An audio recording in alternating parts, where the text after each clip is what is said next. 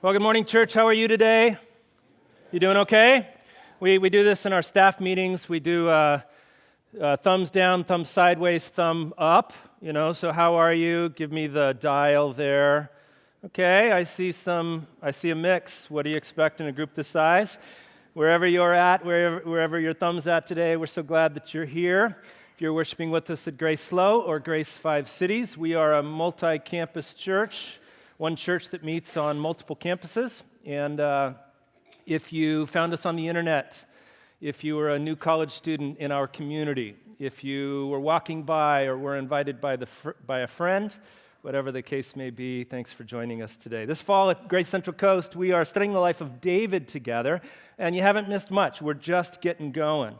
I'm excited. I'm amped up. I'm fired up for our Life of David series, and as we've said, the life of David is the longest personal narrative in all the Bible besides Jesus' narrative. It's also, scholars tell us, the longest personal narrative in the whole ancient world during this historical period. David, then, is an immensely important figure in the history of redemption. And his life foreshadows and powerfully points us to Jesus in a number of exciting and really intriguing ways. So I'm going to front load it here. The lesson of our Life of David series is not be like David. This is not a series of moral lessons to help us be more like David. That's not where we're going. That's not what this series is about. Rather, the lesson of the life of David is look to Jesus, our true and better David. That will be the focus of our study. We're going to use the life of David as a lens to look through, to delight in the beauty and excellence of Jesus. And today we'll begin to see how this works. In the text we're looking at today, 1 Samuel 16, we meet David for the first time. And we meet him in a surprising, unexpected, and intriguing way. So I hope you'll grab that outline in your worship folder. Make sure you've got a Bible, a tablet, a smartphone open. If you didn't bring a Bible, there should be one near you in the pew or right around you. We hope that you'll grab that. It'll really help you as you follow along. Here's how this text unfolds. First, we meet the grieving prophet. Then we learn of the seeing God. Third, we're introduced to the forgotten son. And finally, we see the anointed king. First, we meet the grieving prophet. 1 Samuel 16, verse 1, look at it with me. The Lord said to Samuel, "How long will you grieve over Saul, since I have rejected him from being king over Israel?" We need a little background here. There's stuff that happens before this chapter. The chapter before tells the sad story of Saul's sin and subsequent disqualification from being king. Samuel, the Lord's prophet, had been right in the middle of it all. In fact, he had been the mailman who delivered to the king, Saul, God's word of rejection. And now, though, the prophet is distraught, he's discouraged, he's grieving. So we should ask the question, it's important for our background here as we look at the introduction to David this morning, as we meet David, why had Saul, the first king, the previous king, been rejected by God as king? The root of Saul's rejection is actually expressed in chapter 15 in three ways. The cause, the reason why he's rejected, is expressed in three different ways. The first way Saul's rejection is expressed, why is he rejected? Saul had turned back from following the Lord. Now, even that is just such a vivid image. He followed the Lord, and then he turned back from following the Lord. 1 Samuel 15, verse 11, "I regret that I have made Saul king, for he has turned back from following me and has not performed my commandments." The rush and the thrill and the power trip of being king did something to Saul. And it left him, in the end, spiritually bankrupt. He turned back from following the Lord. We've all known people who once followed the Lord. Haven't you known people like that? And then they turned back from following the Lord for a whole bunch of different reasons. The worries of the world, the trials of life, the trappings of success.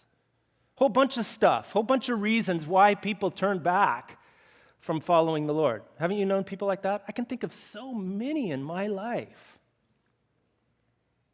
Oh, let it not be said of us.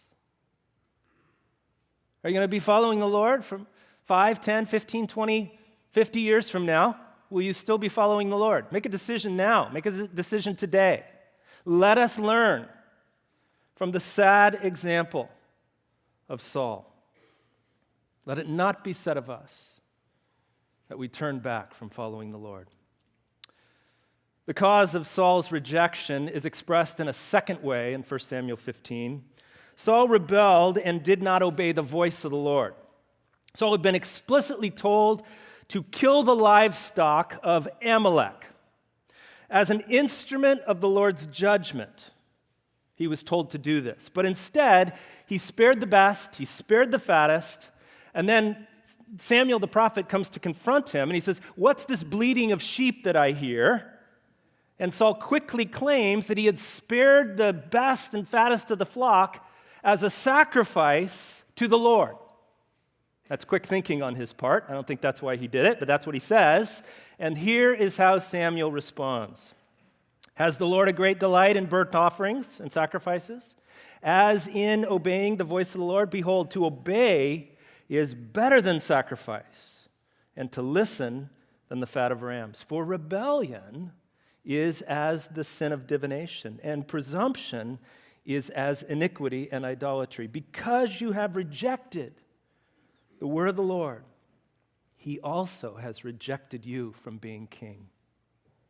Saul was choosing to do what he wanted to do rather than what God told him to do. For the king not to obey the voice of the Lord fully and completely, that's rebellion. Plain and simple. That's what the Lord is saying. And it's not just the king, it's us too, right? When we fail to obey the voice of the Lord, the word of the Lord, completely and fully, that too is our rebellion. It made me ask, how often do I qualify, compromise, take lightly, write off, set aside God's word in my life? How often do I make little God's word in my life? How often do I do what I want instead of what I've been told to do by God? The answer is pretty often. That's rebellion. And it's as the sin of divination in the eyes of God. So where is the place you are compromising or writing off or taking lightly or qualifying God's word? Where's that place in your life right now? We all do it. We all have places like that. It might be in the area of your sexual purity. It might be in the area of your financial stewardship. It might be in the area of your spousal love, respect, and affection. It might be in the area of your commitment to the people of God in the local church. It might be your honesty, your integrity at work or at school. Where's that place for you right now? Let us learn from Saul's sad example. A third way the cause of Saul's rejection is expressed: he was arrogant and did not submit to the Lord as king. We saw it in that same text. Just look at this verse again. For rebellion is as the sin of divination, and presumption, that word presumption is also translated in other popular English translations as insubordination or arrogance. Presumption, insubordination, arrogance is as iniquity and idolatry. We see another tell of Saul's growing arrogance actually in verse 12 of chapter 15. It's a tell. It says a lot about him. Saul came to Carmel, and behold, look, pay attention, don't not see it, look at it. Saul set up a monument for himself. He set up a monument for himself. It's a sign of his arrogance. Saul exalted himself above God and his word, and in so doing, he rejected God as king. Pastor Ben talked about the sin of the nation last week in his excellent message. It wasn't Israel's desire for a king that was wrong, remember? It was their rejection of God as their king. And now Saul, their first king, is mirroring and repeating the sin of the nation. And to do so is as the sin of idolatry. So let's use God's word again as a mirror. Think about it. Who is the king of your life? Who is the authority in your life? Is it plain and evident to those who look upon your life? People look at your life and they go, he's subordinate to another. There's an authority in his life. God is king of his life, her life. Have you exalted yourself above God? Have you built monuments for yourself in your life? Or is your life a picture of submission to God? Who's your true king? Let us learn from the sad example of Saul. Because God will not share his throne with another. And so Saul is rejected. And Samuel, the prophet, grieves. It's curious. Why? Why does Samuel grieve? Because the Lord's king had been rejected. We know that's the reason for his grief because that's what the text tells us. How long will you grieve since I have rejected Saul and his kingship? Samuel had a front row for Saul's rise and fall, for his rule and reign. He had led the selection of the king. He'd anointed the first king. He'd been the spiritual guide and spiritual counselor for the first king. Samuel was greatly personally invested in the success of Saul's kingship. And it hadn't been a real long time. We don't know exactly, but it's just a few short chapters in the Samuel narrative. And now the first king, Saul, has disqualified himself. The disappointment and discouragement must have been intense and deep for Samuel. But it was more than that. Not only had the Lord's king been rejected, but the Lord's glory had been tarnished. Remember, the king was supposed to represent God as king. He was to exalt and glorify God. Everything he did was meant to point to God as king. But the king had rebelled against God, spurned his word, and led the people astray, or had been led astray by the people. It's hard to know which when you read the Saul narrative. All of this made the name of God, it drug it through the mud. It made God look bad in the eyes of the nation of Israel and also in the eyes of the surrounding nations. This grieved Saul, but it was even more than that. The Lord's people now faced an uncertain future. We know where the narrative's going, but Samuel didn't know. This new king thing had been a disaster. It had been ill-conceived out of the nation's sin, and now it had crashed and burned because of the first king's sin. I'm sure Samuel felt somewhat personally responsible for it all. Maybe if he had acted differently, maybe if he had said just the right things at just the right time, maybe he could have saved the king and the nation from their present fate. And now what? What was next? Where did this thing go? Would the nation be lost now and quickly conquered because the king had sinned and had been rejected by God? Samuel had faithfully delivered the word and the judgment of God to the king, but he didn't necessarily like it. He was disturbed and sad and grieved about all that had gone on. It makes me ask, I think it should make us ask, what do we grieve about? What do we get upset about? God's glory? The future of God's people? I think we're meant to see like the grief of Samuel as a good thing. Begs the question, what do we grieve over? And all this brings us to the seeing God. Into the desperation and discouragement, uncertainty and hopelessness, God speaks. The sovereign God speaks. The second half of verse 1. Take a look. Fill your horn with oil, Samuel, and go. I will send you to Jesse, the Bethlehemite, for I have provided for myself a king among his sons.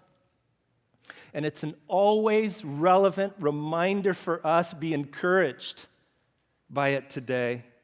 The sovereign God never leaves his people without a future. The sovereign God never leaves his people without a future. After judgment comes his grace. After wrath comes mercy. After the night comes the dawn of the morning. Look again at the text again. Fill your horn and go. I will send you to Jesse, for I have provided.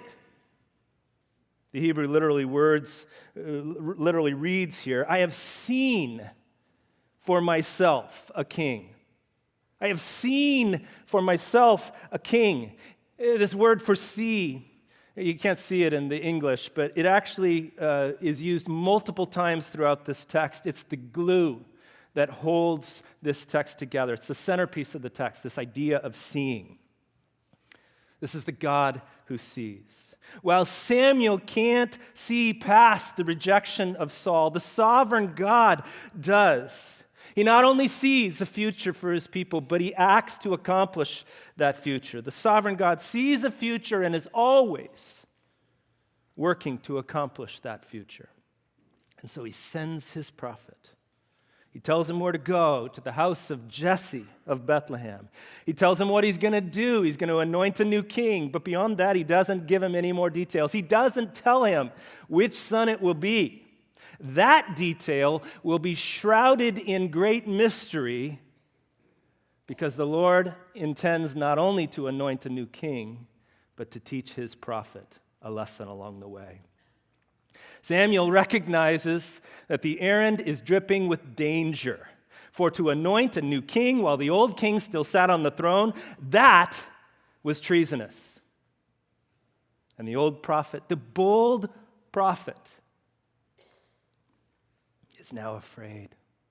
Verse 2, how can I go? If Saul hears it, he will kill me. The Lord gives him a not untrue cover story. Take a heifer, second half of verse 2, with you and say, I have come to sacrifice to the Lord, and invite Jesse to the sacrifice, and I will show you what you will do. And you shall anoint for me whom I declare to you. Verse 4, Samuel did what the Lord commanded and came to Bethlehem. We are meant to see the contrast, so make sure you do.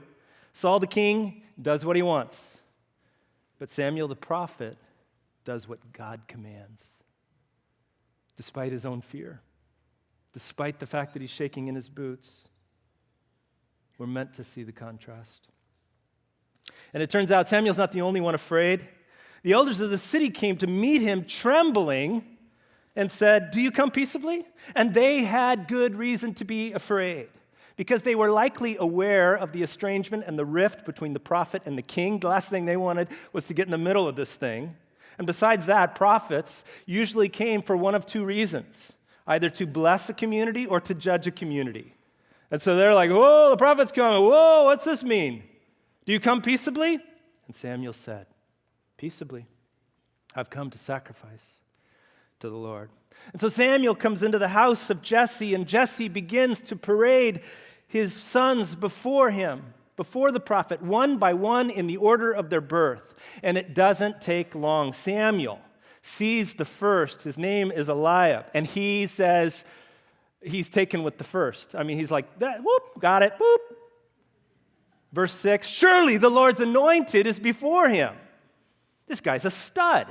He's tall. He's good looking. He reminds me, in fact, a lot of Saul in physical characteristics. This has got to be the one. After all, shouldn't the king be tall and strong and smart and good-looking? Aren't those the necessary qualities of leadership? But the Lord speaks, and it is most surprising. The Lord said to Samuel, verse 7, "Do not look on his appearance or the height of his stature, because I have rejected him. For the Lord sees not as man sees." Not as you're seeing, Samuel. Man looks on the outward appearance. Samuel, just like all of us, is being wowed by outward appearances. The externals: brawn, beauty, brilliance, skill, talent, intelligence, giftedness, success. And it isn't just Samuel. This text goes bigger than that. This is all of us. Man, all humankind looks at the outward appearance. And we know this. All you have to do is scan your social media threads to see everyone putting their best curated selves forward for all the world to see. We are obsessed with image management and image projection in our world.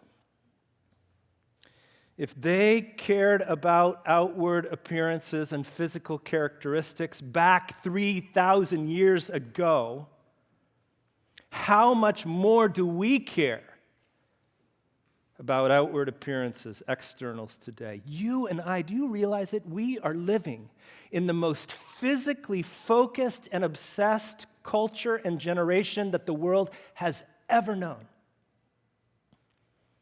Think about Instagram, Facebook, Snapchat, fashion, beauty, glamour industries, our fixation with celebrities, all the pressure put on women to look a certain way, to have a certain body shape. Think about the availability, the prevalence of pornography, which preys on men's obsession with physical appearance. It's absolutely insane, the culture that we're living in. Do you recognize it? If the Lord said this to Samuel way back then, what do you think the Lord might say to us today? For the Lord sees, not as man sees. Man looks on the outward appearance, but the Lord looks on the heart. What is God saying to his prophet and to us? All these outward physical characteristics, the externals, this is not who a person really is. Brawn, brilliance, beauty, they don't really tell us anything about a person. These aren't who you really are. Though the world only cares about these externals, the Lord cares about something else. God sees and cares about our heart character. Not how you look on the inside, but who you are on the inside. Not your appearance, but your character. Our heart character is infinitely more important than how we look. Infinitely more important. Because this is who we really are. This is what God sees. This is who God sees, who we really are. This is what God cares about. So what about us? What do you pursue more? Where do you invest more time and money and energy? What do you care about more? What do you think about more? The outside or your inside? Their outside or their inside? High school students, college students, young professionals, what are you looking for in someone you might date? someone you might hope one day to marry? What are you looking for? Most of us look for beauty. And then we hope that there might be a little bit of character in there somewhere. But that's all backwards. Start with character. Look for, care about, pursue character first. Because character is who that person really is. And I can tell you at age 50 that beauty inevitably fades. It doesn't last. It inevitably fades. The Lord has looked at the heart of all these young men, the sons of Jesse, and he has found among them a man after his own heart. And this is really interestingly enough, it's already been foreseen, it's already been foretold a few chapters back in chapter 13. Look, the Lord has sought out, he's seen and he's sought out a man after his own heart. And the Lord has commanded him to be prince over his people because you have not kept what the Lord commanded you. So, what is a man, a woman after God's own heart? A man after God's own heart, we can look at Saul in the negative and contrast him to get a picture what a man or a woman after God's own heart actually is, all right? So he's the foil. A man, a woman after God's own heart is a man or a woman with a godly heart character who will not turn back from following the Lord, who will not rebel, but will obey the word of the Lord. A man or a woman who will submit to the Lord as king. I want to make sure you hear this morning because we're going to keep talking about this in our series. A man, a woman after God's own heart is not a perfect man or woman. We're going to see that pretty quickly in the life of David as his story unfolds. He sinned and he sins big. Rather, a man after God's own heart is a man or a woman with a humble heart. An always repenting, always submitting heart. And that's the difference between Saul and David. But who is that man if it's not Eliab? We don't know yet here. The sons of Jesse are paraded before the prophet, and it turns out that God's chosen next king is not number 1, it's not number 2, it's not number 3, it's not number 4, it's not number 5, it's not number 6, it's not number 7. He gets to the end of the line, and it's none of them. And this brings us to the forgotten son. Samuel knows the Lord, and the Lord has said that the next king is a son of Jesse. But it's none of these sons who stand before him. That can only mean one thing. There's another one. There's a son missing. Look at verse 11. Are all your sons here? And he said, well, there remains yet the youngest, but behold, he's keeping the sheep. And Samuel said to Jesse, send him, get him. We will not sit down. We're not going to eat until he comes. David, do you get it? David is considered so inconsequential, so insignificant that he's not even invited to the party, but left out to tend the sheep in the field. In other words, he's the runt of the litter. He's so undeveloped. He's so unformed. They don't even give him a thought. He's unrecognized. He's insignificant. He's written off. He's the forgotten son. The one who would never be king. The one who could never be king. But this is how God works. This is so often God's way. He chooses the barren wife, the forgotten son, the unlikely Savior. Why? To highlight His grace and magnify His glory. And so across Scripture, we see the pattern. It's old, barren Sarah, not young, viral, beautiful Hagar. It's barren Rachel, not fertile Leah. It's young Jacob, not the favorite of his father Esau. It's neglected Tamar. It's widowed Ruth. And here It's forgotten David. Again and again and again, this is God's way. God chooses the unexpected man or woman to be the carrier of his promise.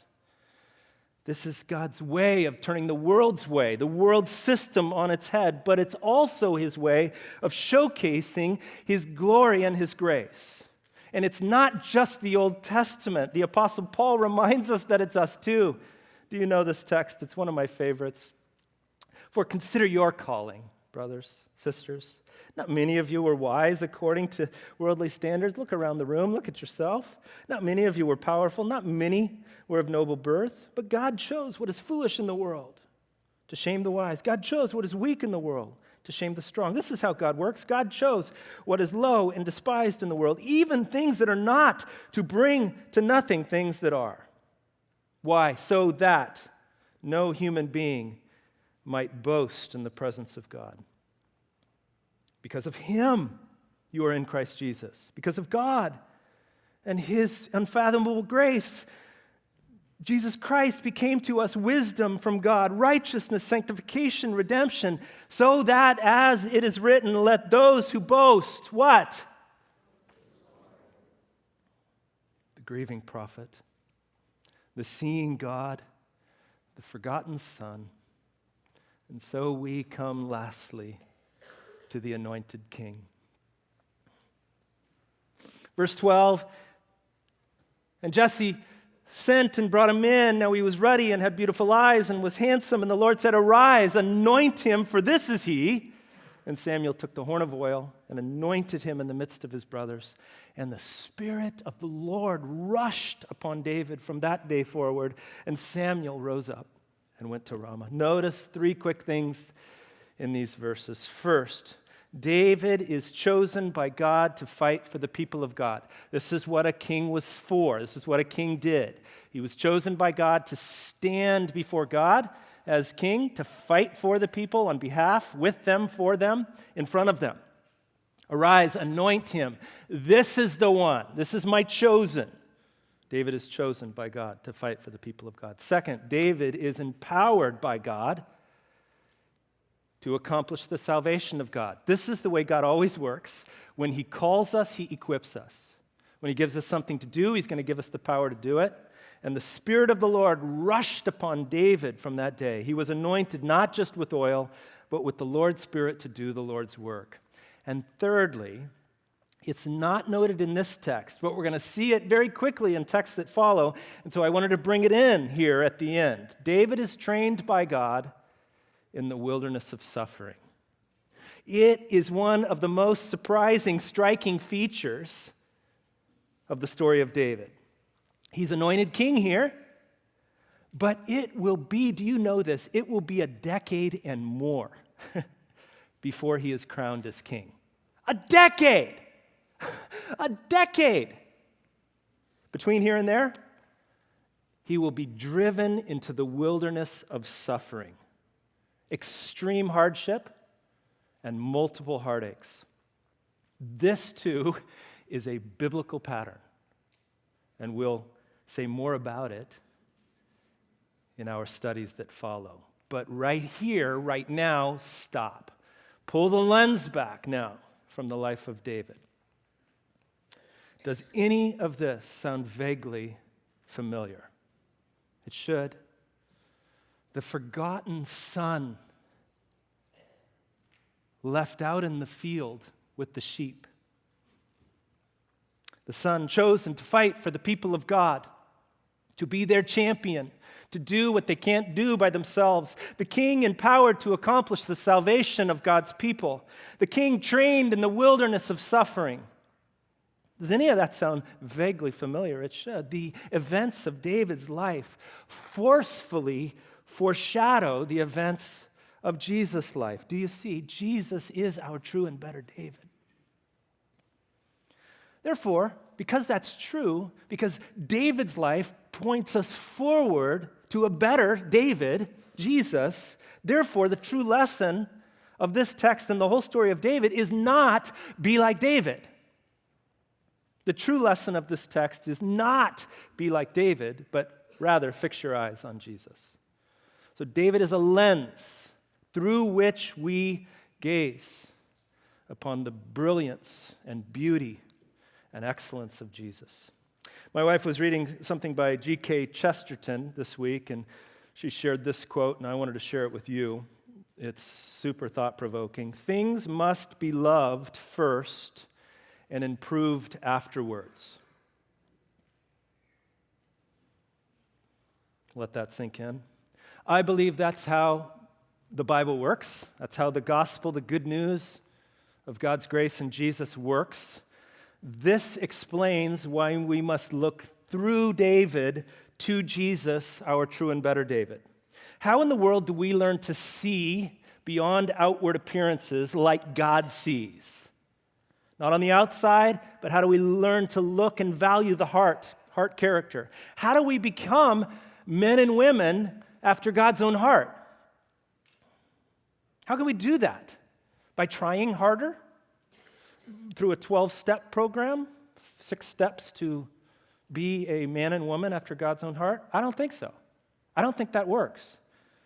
We cannot improve ourselves in that way. Things must be loved before they can be improved, before they can be changed. We must be loved first. And in the gospel, Jesus has loved us. So as we see, as we behold, as we take in, as we internalize Jesus fighting for us, saving us, doing what we're unable to do, living life in our place, laying down his life for us, loving us in this way, that's what changes us. That's what changes the way we see ourselves and others. Only this love has the power to really improve us. Say it another way. As we see Jesus, the real, the true, the ultimate man after God's own heart, and all that he has done for us, that's what melts and changes our hearts. It's so counterintuitive. We say, give me the 6 steps. God says, you've been loved. Look upon my beloved, my anointed, my king. See what he's done for you. That's the path. That's the end around. That's the surprising way toward change. As we see him, to the degree that we see him loving us, laying down his life for us, we must be loved before we can be improved, before we can be changed. But in seeing him, as we do that, we become like him. In other words, beholding is a way of becoming men and women after his own heart. This is why we must, and we will in our series, look through David to see Jesus. And this table, too, is meant to help. Here it is. The anointed, empowered king, God's chosen, fighting for the salvation of his people. How does he do it? He lays down his life. He gives everything he's got. His blood is shed. His body is broken in order to bring hope and salvation and love. This is love. Take it in if you can. Let it melt your heart and change your heart. And I believe that it can even happen right now to some degree. That's why we come to this table. This is the King who gave himself in love for you and I. If you know him and submit to King Jesus today, then come and eat and drink in remembrance of him. This is meant to help you take it in. If you don't yet know him, you can know him today. How do you do that? It's really simple. I mean, I think the metaphor is so apt, so helpful. If you will lay down your arms, if you will surrender the kingship of your own life and make Jesus your king, then this table is for you. This is the king's table set for you. You can do that right now. Why wouldn't you? He's loved you. He's laid down his life for you. This is love. Let it grab your heart and let it melt your heart and let it draw your heart to him. If you're here with us, you have spiritual questions, you're processing, we really respect that. We're so glad you're here. We want you to feel welcome, not uncomfortable in any way, but we do want to make clear that this table is for those who are looking to and trusting King Jesus today. And so we want you to understand what this is about, why we do it. Hopefully you have a sense of that today, but we'd ask that you let the trays pass you by. I want to pray, and then we will take just a couple minutes just to look to the King, see Jesus and what he's done for us, confess our sins to the King, and then the servers will come forward, we'll pass the trays, and we will take as the King's family together. Let's pray. Lord, we thank you for all that you've done for us. It is so humbling and exposing to know that you see all the way to our hearts. That is such a scary, convicting thought. And yet, the good news of the gospel, the good news of this